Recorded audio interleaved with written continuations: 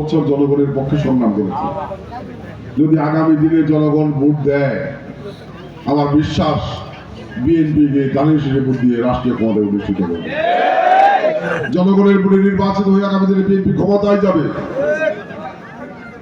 এই বাংলাদেশে আবার নতুন বাংলাদেশের যাত্রা শুরু হবে।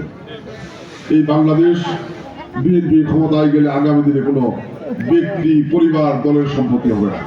এই বাংলাদেশ জনগণের বাংলাদেশ হবে। আগামী দিনে এই বাংলাদেশ দুর্নীতি মুক্ত বাংলাদেশ হবে। আগামী দিনে এই বাংলাদেশ মাদক মুক্ত, চাঁদাবাজ মুক্ত, সন্ত্রাস মুক্ত বাংলাদেশ হবে। এবং সেই স্বপ্ন নিয়ে বিএনপি ইতিমধ্যে 31 দফার রাষ্ট্র সংস্কারের প্রস্তাবনা উপস্থাপন করেছেন জাতির সামনে। যে বিএনপি ক্ষমতায় গেলে মেধার ভিত্তিতে চাকরি হবে, দলীয় পরিচয় নয়। বিএনপি ক্ষমতায় গেলে শ্রমিকদের মজুরি নিশ্চিত করা হবে। বিএনপি ক্ষমতায় গেলে কৃষকদের উৎপাদিত পণ্য ন্যায্য মূল্যে সরকারিভাবে সরাসরি কৃষকের কাছে ক্রয় করা হবে, যাতে কৃষকরা বঞ্চিত না হয়। বিএনপি ক্ষমতায় গেলে নতুন নতুন শিল্প কারখানা প্রতিষ্ঠা করে কর্মসংস্থান তৈরি করা হবে, যুবকদের নতুন নতুন চাকরির ব্যবস্থা করা হবে। বিশ্বের বিভিন্ন দেশের সাথে সুসম্পর্ক তৈরি করে বিশ্বের বিভিন্ন দেশে যুবকদের, তরুণদেরকে সেই সমস্ত দেশে কর্মসংস্থানের সুযোগ তৈরি করা হবে। বিএনপি স্বপ্ন দেখে এদেশের জনসংখ্যার অর্ধেকের বেশি হলো নারী। এই নারীদেরকে উন্নয়নের বাইরে রেখে, উপার্জনের বাইরে রেখে কখনোই বাংলাদেশ উন্নয়ন টেকসই হবে না। যে কারণে এই নারীদেরকে নিয়ে সর্বপ্রথম উন্নয়নের যাত্রা শুরু করেছিলেন আমাদের নেতা জিয়া রহমান। জিয়া রহমান ক্ষমতায় আসার পরে এই বাংলাদেশের নারীদেরকে সেলাই প্রশিক্ষণ, হাঁস মুরগি পালা, গবাদি পশু পালা, এইগুলির প্রশিক্ষণ দিয়ে, ঋণ দিয়ে আত্মকর্মসংস্থানের সাথে সম্পৃক্ত করার উদ্যোগ নিয়েছিলেন।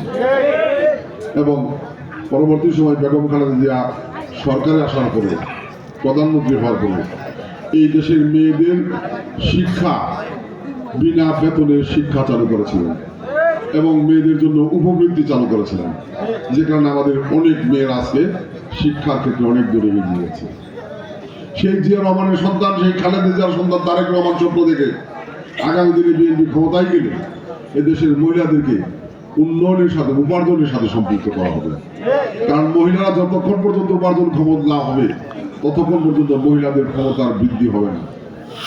আমি উদাহরণ দিই, একটা পরিবারে যদি মহিলার সদস্য উপার্জন করে, চাকরি করে, তাইলে ওই পরিবারের অন্য যারা, তারা ওই মহিলাকে সম্মান করতে বাধ্য। যদি স্ত্রী চাকরি করে স্বামী বয়ে বয়ে খায়, তাইলে ওই স্ত্রীর স্বামীও ভালোবাসে, শাশুড়িও ভালোবাসে। তোরা ঠিক কি? ওই জন্য মহিলাদেরকে উপার্জনের সাথে সম্পৃক্ত করতে হবে। এবং তারেক রহমান স্বপ্ন দেখে বিএনপি ক্ষমতায় গেলে মহিলাদের সামাজিক মর্যাদা বৃদ্ধি করা হবে, মহিলাদের নিরাপত্তা নিশ্চিত করা হবে এবং মহিলাদের জন্য কর্মসংস্থান তৈরি করে তাদেরকে উপার্জনের সাথে সম্পৃক্ত করে তাদের মান, সম্মান, মর্যাদা এবং নিরাপত্তা নিশ্চিত করা হবে। কাজেই বিএনপি আগামী দিনের স্বপ্নের বাংলাদেশ, এদেশের ছাত্র, যুবক, তরুণ, কৃষক, মহিলা, শ্রমিক সকলকে নিয়ে সামনে এগিয়ে যেতে চায়। আমার বিশ্বাস আগামী জাতীয় নির্বাচনে বাংলাদেশের মানুষ দানের শীষে ভোট দিয়ে বিএনপিকে ক্ষমতায় অধিষ্ঠিত করবে। এটা কি আমার সাথে আপনারা বিশ্বাস করেন?